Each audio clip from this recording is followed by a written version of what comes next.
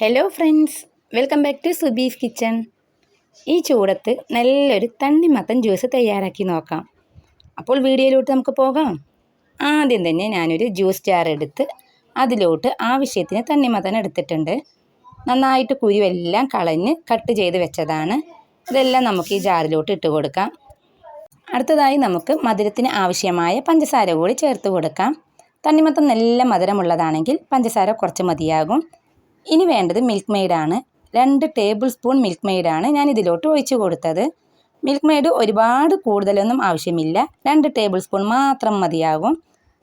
അടുത്തതായി നമുക്ക് പാല് ചേർക്കാം. ഒരുപാട് പാലിൻ്റെ ആവശ്യമൊന്നുമില്ല. ഞാനിവിടെ ഒരു 1/4 ഗ്ലാസ് പാലാണ് ഇപ്പോൾ ഒഴിച്ചു കൊടുത്തത്. ഇനി തണുത്ത വെള്ളം, നല്ല തണുത്ത വെള്ളം നമുക്കിതിലോട്ട് ഒഴിച്ചു കൊടുത്ത് നന്നായിട്ടൊന്ന് ബ്ലെൻഡ് ചെയ്തെടുത്തിട്ട് വരാം. ഇനി നിങ്ങൾക്ക് ഐസ് ക്യൂബ് ആണെങ്കിൽ നമുക്ക് ഐസ് ക്യൂബ് ചേർക്കാം. നന്നായി ബ്ലെൻഡ് ചെയ്ത് ഞാനിവിടെ എടുത്തിട്ടുണ്ട്.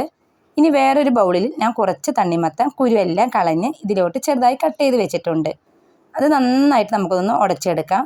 ഇങ്ങനെ ചെയ്യുമ്പോൾ ഇതിനകത്തുള്ള വെള്ളമെല്ലാം വന്ന് കിട്ടും. ഇനി ഒരു ഫോർക്ക് ഉപയോഗിച്ച് നമുക്കിതെല്ലാം ഒന്ന് ഇളക്കിയെടുക്കാം. ഇനി അതിന് ശേഷം നമുക്ക് ഇതേ ലെവലാകുമ്പോൾ നമുക്ക് നേരത്തെ റെഡിയാക്കി വെച്ചിരിക്കുന്ന ഈ തണ്ണിമത്തൻ ജ്യൂസ് ഇതിലോട്ട് ഒഴിച്ചു കൊടുക്കാം. മൊത്തത്തിൽ നന്നായിട്ടൊന്ന് ഒഴിച്ചു കൊടുത്ത് ചെറുതായിട്ടൊന്ന് ഇളക്കിയ ശേഷം കുറച്ച് പാല് കൂടി നമുക്കിതിലോട്ട് ഒഴിച്ചു കൊടുക്കാം. വീണ്ടും ഞാനൊരു 1/4 ഗ്ലാസ് പാല് കൂടി ഒഴിച്ചു കൊടുത്തിട്ടുണ്ട്. ഇനി നിങ്ങൾക്ക് പാല് കുറച്ച് കൂടുതൽ വേണമെങ്കിലോ അതോ കുറച്ച് ലൂസായിട്ട് വേണമെങ്കിൽ കുറച്ചുകൂടി നമുക്ക് പാല് ചേർത്ത് കൊടുക്കാം. ഇനിയിപ്പോൾ നമുക്കിതാ ഒരു സെർവിങ് ജഗ്ഗിലോട്ട് നമുക്ക് മാറ്റിയെടുക്കാം. അപ്പോൾ നമ്മുടെ ടേസ്റ്റി ആയിട്ടുള്ള നല്ലൊരു ഹെൽത്തി ആയിട്ടുള്ള തണ്ണിമത്തൻ ജ്യൂസ് ഇവിടെ റെഡി ആയിട്ടുണ്ട്. ഈ ചൂടത്തും ഈ റമദാനിലും കുടിക്കാൻ പറ്റിയ നല്ലൊരു ഡ്രിങ്കാണിത്.